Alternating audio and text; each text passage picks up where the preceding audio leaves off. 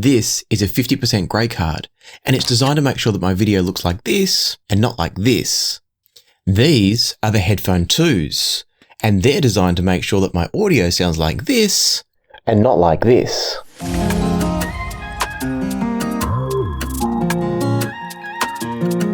You see, this headphone was not made for you, but that doesn't mean you can't enjoy it. The Headphone 2 is an audio engineering tool, and so what that means is that unless you're an audio engineer, if you're doing mixing, mastering, production of your own music, unless you're one of those people, HEDD didn't have you in mind when they made this headphone. What they were aiming to do was deliver a resolving and insightful tool for mixing and mastering professionals. And this has all come about because so much music now is produced by people that are traveling, they're on the road, they're in hotel rooms, maybe they're using studios they're not familiar with, so they don't understand the sound of the studio. What HEDD were trying to do was give them a tool that's going to consistently deliver a sound that they understand and a sound that's quite neutral. And if you've ever listened to a properly set up pair of studio monitors in a treated room, you'll know that doesn't always equate to listening enjoyment. Before we start talking about sound quality though, let's talk a little bit about the design of the Headphone 2.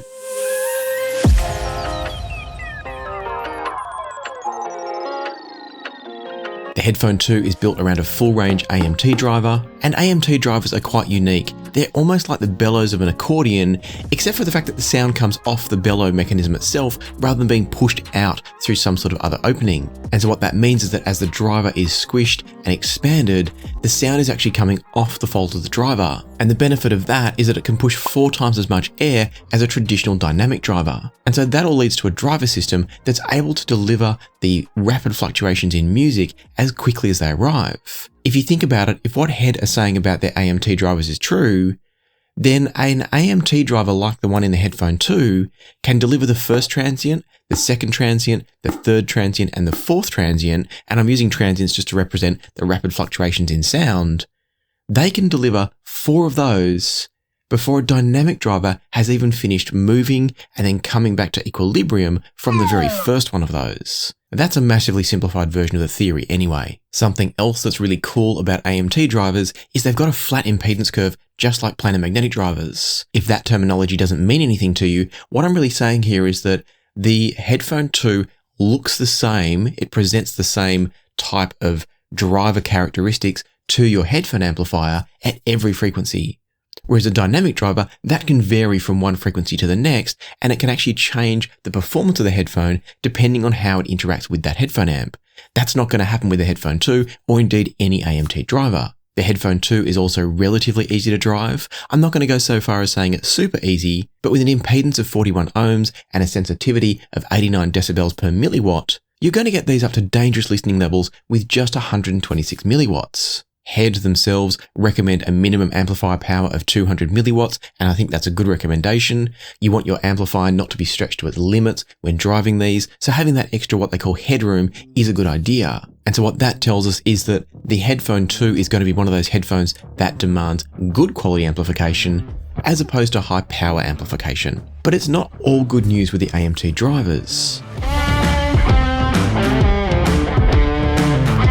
Did you notice I mentioned before that this was a full range AMT driver? I specified full range for a reason, and that's because AMT drivers normally make great tweeters. You know, the smallest part of a speaker that's confined to the realms of hi-hats and sibilants. What HEDD have done here is taken a great tweeter and made a headphone out of it.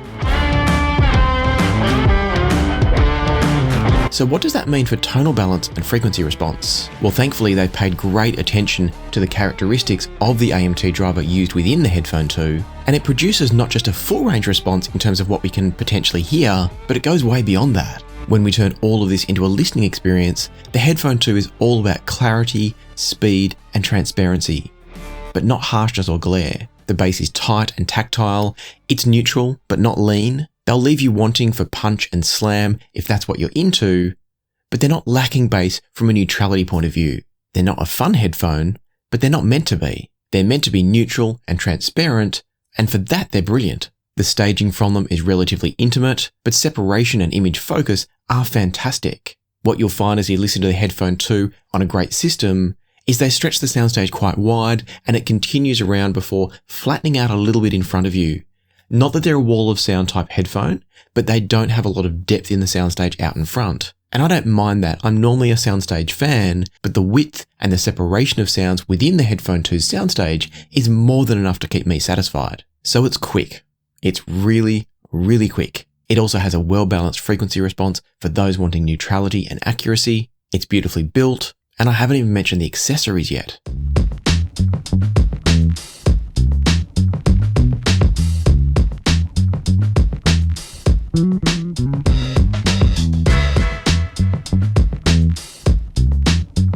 You get a set of replacement pads, so these are exactly the same as the ones that come on the Headphone 2. These are just a spare pair because, again, these are a work tool. Not to say you can't enjoy them, but they're designed first and foremost for audio engineers who are going to be wearing them for long periods of time and are probably going to wear out the pads eventually, so they come with a spare set. You also get a couple of high durability and high quality cables, as well as a bunch of adapters in here so you can plug the Headphone 2 into anything. You've got a 4.4mm termination, a 6.3mm termination, and then through adapters and bits and pieces, you've got 3.5mm and 4-pin XLR as well. At least I think I've got that around the right way. The key point is you can plug them into anything. As I've already said, the cable is also high quality and very high durability. These again are designed for working.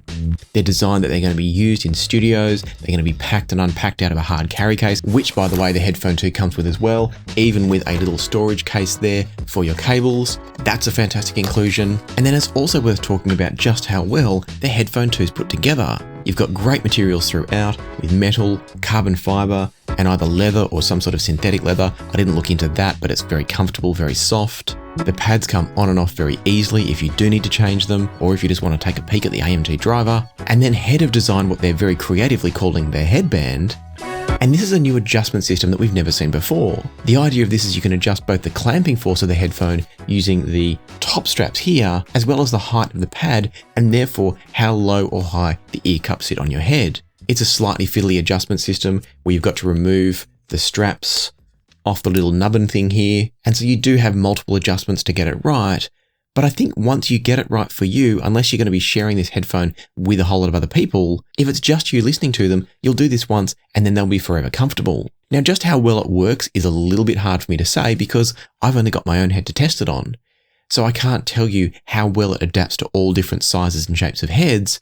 But for me, it was already pretty good out of the box. And then I tweaked it just a little bit. I loosened off the clamping force by 1 notch, and that made them even more comfortable again. So I do think it's a good system, and with a moderate weight headphone, they're very comfortable for long listening sessions. And so with great accessories, great build quality, a very fast, resolving, transparent, and neutral sound signature, and a price tag of $2,000, these look to be an absolute winner if you're after this kind of sound. But judging anything in a vacuum is always a bit dangerous.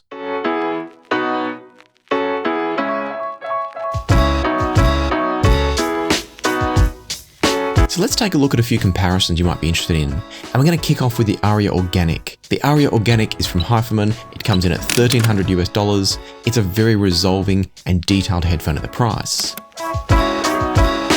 Jumping between the two headphones, they're both technically very impressive. Sounds like guitars are crisp and articulate from the Arya, but it's a bit more natural sounding from the Headphone 2. Maybe you lose a tiny little bit of that sense of energy and articulation, but I think that's because the Headphone 2 isn't artificially enhancing the treble frequencies to bring out those details. Because when you go back to the Arya Organic, it's a little bit fatiguing. It's a little bit harsh, a little bit too energetic in the top end. The Arya Organic definitely has the more impressive bass. It's got a slightly boosted bass in comparison, and that does make it a bit more dramatic, a bit more fun perhaps. Staging is generally pretty comparable between the two. The Arya Organic probably throws a little bit deeper out in front of you, but they're not worlds apart. And as you go back and forth between the two of them, the Arya Organic is the wow experience.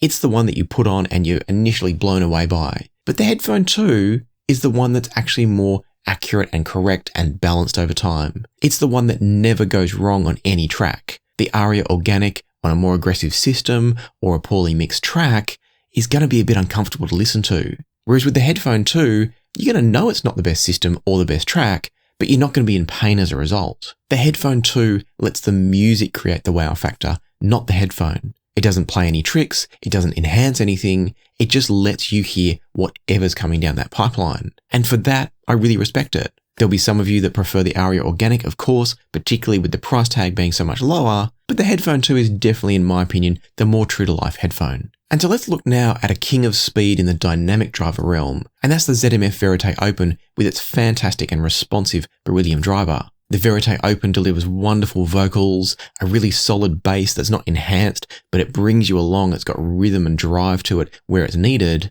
and it's surprisingly well balanced for a headphone that doesn't measure completely flat. This is one of the strengths of ZMF headphones, is that they're so often beautifully tuned. Even though they're coloured in a way that doesn't get in the way of a sense of natural musical enjoyment. Having said that, the Headphone 2 is right alongside them in a different way, and what really stood out to me here was that I was hearing the room in recordings from the Headphone 2 in a way that I couldn't from the Verite Open. The opening few phrases in Chain of Fools by Aretha Franklin, you can actually hear the reverberation, the very, very short echoes of her voice bouncing off the walls back to you. I'm not talking an echo in the sense of a big vast cavern or a music hall sense. I mean in a tight studio where the echoes are really short and really fast. You can just hear a little bit of that ambience from the Headphone 2. You can't really hear it from the Verite Open. Now, there's no doubt that the Headphone 2, once again, is not as fun. But at the same time, it's not unfun. The Headphone 2 gives you a presentation that doesn't add any seasoning. In other words, if the musical chefs have presented you with a fantastic dish, that's what you're going to hear from the Headphone 2. Whereas the Verite Open kind of tastefully sprinkles a little bit of extra salt on it. I mentioned before that I could hear more of the room and more of the ambience from the Headphone 2, and interestingly, the Verite Open almost permanently adds a little bit of extra ambience. Some of the stuff that I could hear in the recording from the Headphone 2, the Verite Open kind of has all the time, and it makes them enjoyable and fun, but it does go to show that they're not as entirely natural as something like the Headphone 2 is, and both presentations have their own values and merits. And so now we're left with the question of whether or not the Headphone 2 is actually therefore a flagship headphone at $2,000 US. It's incredibly fast, it's incredibly transparent, it's not coloured, but that isn't necessary to be a flagship headphone. For me, a flagship headphone is all about resolution and performance, because the rest of it's entirely subjective. So does this stack up against other flagship headphones like the Focal Utopia?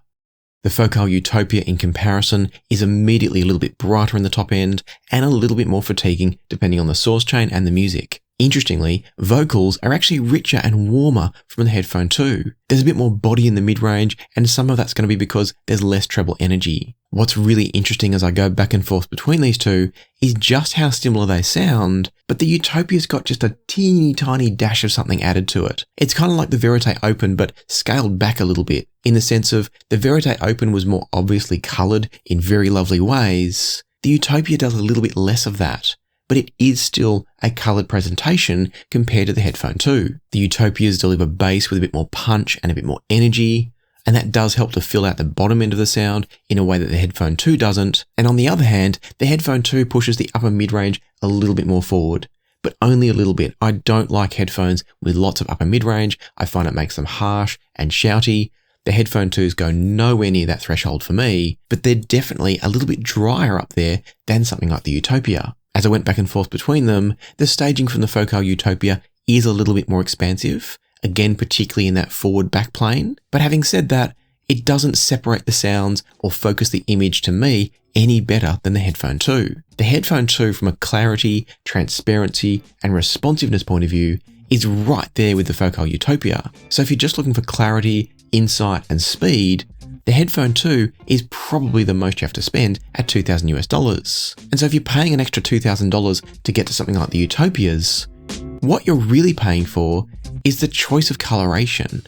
It's beautifully done coloration, and it makes the music very enjoyable to listen to, but in my opinion and from my experiences, it's not giving you technical performance that goes above and beyond the Headphone 2. Of these two headphones, the Utopia is the one that I would reach for a relaxed and enjoyable listening experience. But the Headphone 2 is absolutely the one that I would reach for to get insight, to get understanding of a musical signal coming to me. Whether that's editing it, mixing it, listening to it from a critical point of view, understanding the source chain, the Headphone 2 is the best thing I've heard for that. And so I think the Headphone 2 is the best headphone at doing what it's meant to do. That doesn't mean it's the best headphone for everybody.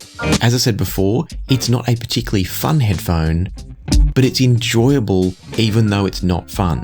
if that makes sense. It's not about party tricks, it's not about coloration, it's not adding any seasoning, but it's going to give you the most transparent view into the music, into the tonality of the music of any headphone that I've tried. And yes, that includes things like Susvara, Abyss 1266, Focal Utopia, Mesa Elite, Audeze LCD5. All of those that I've just listed have a sense of coloration, and I don't really hear any of them having technicalities that go above and beyond the Headphone 2, other than if you're looking for more stage depth. That's the only area the Headphone 2 falls short, and from what I understand from talking to people that produce music, that's not what they're looking for.